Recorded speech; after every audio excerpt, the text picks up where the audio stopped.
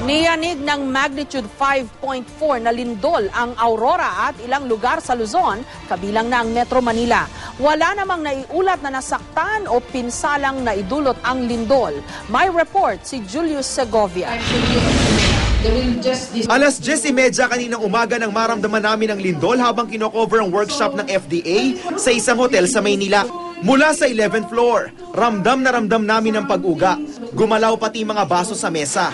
May 10 segundo rin naming naramdaman ang lindol. Para mapawi ang kaba at takot ng bawat isa, pinangunahan ng speaker ang pagdarasal. Lord, praise the Lord, God, praise the Lord. Ang naramdaman naming lindol sa Maynila, intensity 2 ayon sa Philippine Institute of Volcanology and Seismology of PHIVOLCS. Naitala sa 5.4 magnitude ng lindol, kung saan ang epicenter nito'y nasa 17 kilometro hilagang silangan ng Baler Aurora. Intensity 5 ang naramdaman doon. Intensity 4 naman sa ilang bayan ng Nueva Ecija at lungsod sa Isabela.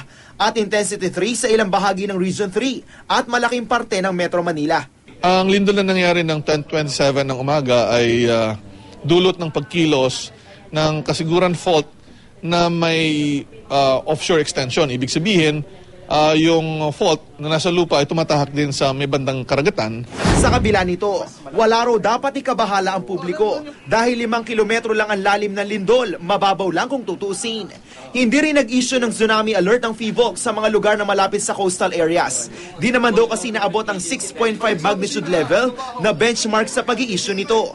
Ang sigurado, may mararamdamang aftershocks. Ang kategory namin dyan ay ano lang yan, moderate earthquake na hindi pa sapat ang kakayahan nito na magpaangat ng lupa at ng tubig sa ibabaw nito. Ang magnitude 5.4 ay posible nang magdulot ng mga aftershock, no? At ito ay kadalasang maliliit na lamang. Ayon sa National Disaster Risk Reduction and Management Council o NDRRMC, walang naiulat na nasaktan o pinsalang dulot ang lindol. Pero agad pa rin nilang inalerto ang mga regional office sa buong bansa. May mga SOPs na tayo, no? Na dapat gawin ng mga regional directors ng OCD. Lalo na dito sa Region 3. Naramdaman din yung lindol sa Region 2 at some parts ng Metro Manila. So may SOP na, alam na nilang gagawin nila. So nag-check sila immediately. Pero so far, walang damages. Sabi ng PHIVOLCS, ang naganap na lindol mahina man, maging panggising daw sana sa bawat isa na dapat laging handa. Hindi kasi natin alam kung kailan at anong oras ito tatama.